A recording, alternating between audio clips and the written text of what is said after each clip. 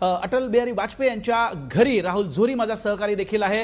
राहुल, ज्या प्रकारे स्मशान शांतता आपण बघतोय भाजपच्या मुख्यालयात दिसते, तशीच काहीशी स्मशान शांतता आता वाजपेयी यांच्या घराच्या बाहेर देखील असेल। दिल्ली पुलिस के बैरिकेड्स दोनों तरफ लगा दिए गए हैं, यानी कि हम 100 मीटर दूर हैं अभी।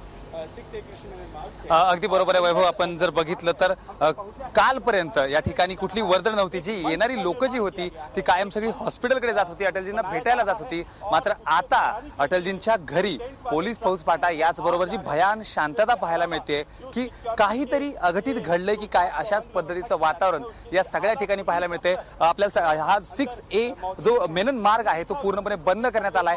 ठराविक ज्या ब्लॉकेज आहेत ते देखील करण्यात आले। दुसरी गोष्ट, दुसऱ्या बाजूने स्टेज देखील उभारायला सुरुवात झालेली आहे।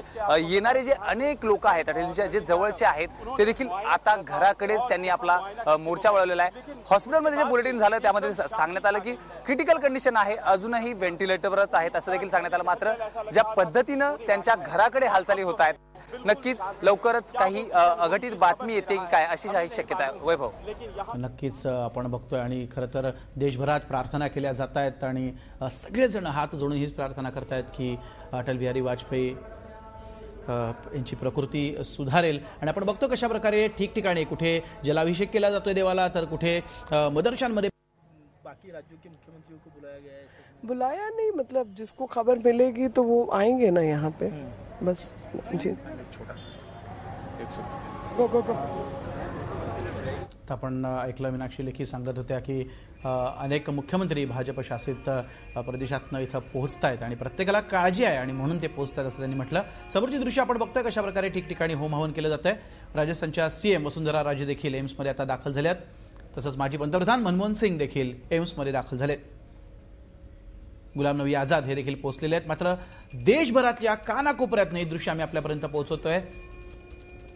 मुंबईतल्या बोरिवलीमध्ये देखील आपण बघतोय कशा प्रकारे होम हवन केलं जातंय आणि लवकरात लवकर बरे व्हावेत वाजपेयी यासाठी हे सगळे प्रयत्न, या सगळ्या प्रार्थना, हे लाखो हात जे आहेत ते आपण बघतो जोडले जात आहेत। थेट जाऊयात शिवराय कुलकर्णी भाजपचे प्रवक्ते आपल्यासोबत आहेत। शिवराय कुलकर्णी, तुम्ही देखील अनेकदा अटलजींना भेटलेला असाल, म्हणजे खरं तर माझ्यासारख्या पत्रकारांना हा प्रश्न नेहमी पडतो की आम्हाला काही त्यांचा सहवास लाभला नाही, मात्र त्यांना ऐकण्याचं भाग्य तुमच्यासारख्या अनेकांना लाभलेलं असेल। उत्तुंग असा नेता।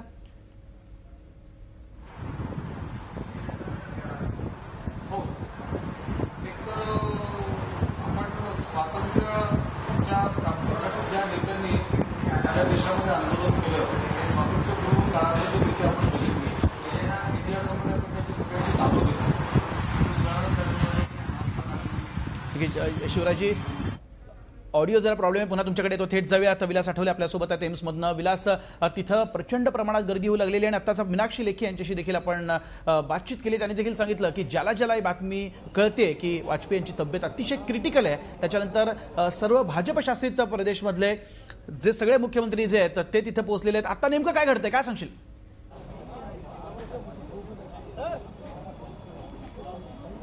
नाही, आता वैभव एक गोष्ट पाहायला मिळते की हा जो पोलीस फोर्स आहे हा थोडासा तयारीला लागला असं वाटतं।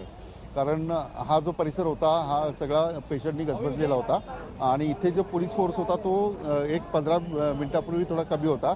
बॅरिकेड जे आहेत ते त्या बाजूनी म्हणजे या साईडनी हे कव्हर करताना इथे पाहायला मिळतात आणि हे चित्र जे आहे ते भाजपच्या केंद्रीय कार्यालयाची आहे आणि अशा प्रकारची तयारी आता ते आपण पाहू शकतो वैभव। त्या ठिकाणी थोडासा पोलीस बंदोबस्त आहे तो तिथे वाढवला आहे, कारण तो रस्ता जो आहे तो थेट त्या इमारतीमध्ये जातो जिथे अटल बिहारी वाजपेयी उपचार सुरू आहेत। यावरून त्यांची प्रकृती जी आहे ती चिंताजनक पाहायला म्हणजे ऐकायला मिळते। प्रशांत लीला रामदास जो आहे तो ज्या ठिकाणी त्यांना ऍडमिट केलं तिथे जाऊन आला, तोही जरा तुम्हाला होल्ड करतो। मात्र अमित शहा आणि धर्मेंद्र प्रधान यांच्यामध्ये भाजप कार्यालयात बैठक सुरू झालेली। आताची सगळ्यात मोठी बातमी आपण बघतोय, रामलाल ही या बैठकीला उपस्थित आहेत। थेट जातोय गजानन उमाटेमध्ये सहकारी भाजपच्या त्याच मुख्यालयात आता हजर आहेत। गजानन, महत्वाची अशी बैठक, काय सांगशील? नक्कीच पुढच्या तयारीच्या दृष्टिकोनातून ही महत्त्वाची बैठक असावी कदाचित, कारण की या ठिकाणी भाजपचे महत्त्वाचे नेते, भाजपचे राष्ट्रीय अध्यक्ष अमित शहा सध्या या भाजपच्या मुख्यालयात आहेत. रामलाल आणि धर्मेंद्र प्रधान आहे. आत्ता आपण थोड्या वेळापूर्वी मीनाक्षी लेखी यांच्याशी बोललो. त्यांच्या चेहऱ्यावरचं जी चिंता होती ती चिंता जी आहे ती स्पष्ट संकेत देत होती आणि त्यांनी स्पष्ट सांगितलेलं आहे की ज्यांना जिथे जिथे भाजपचे मुख्यमंत्री ज्या राज्यांमध्ये मोठे नेते आहेत त्यांना ही माहिती कळली, ते सगळे दिल्लीकडे येत आहे.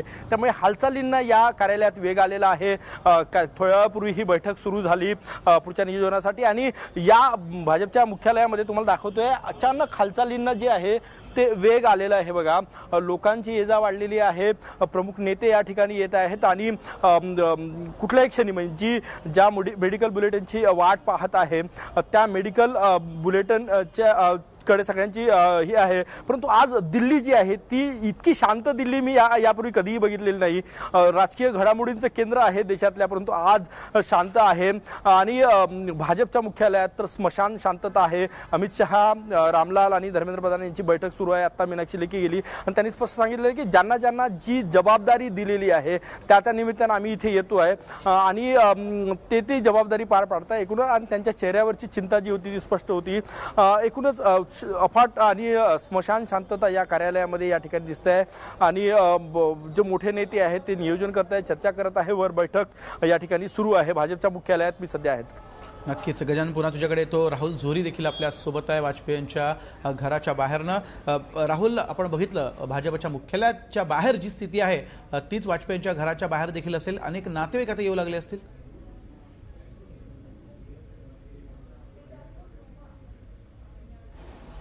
अगदी बरोबर आहे वैभव. खरं तर अतिशय हुरहुन्नरी, दिलदार आणि तितकाच आपली कारकीर्द गाजवलेला एक पंतप्रधान आज अगदी खूप क्रिटिकल अवस्थेमध्ये आज एम्समध्ये आहेत.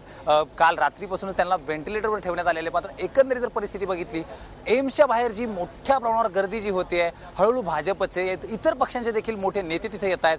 त्याच पद्धतीनं त्यांच्या घरी मात्र आज ही शांतता पाहायला मिळते.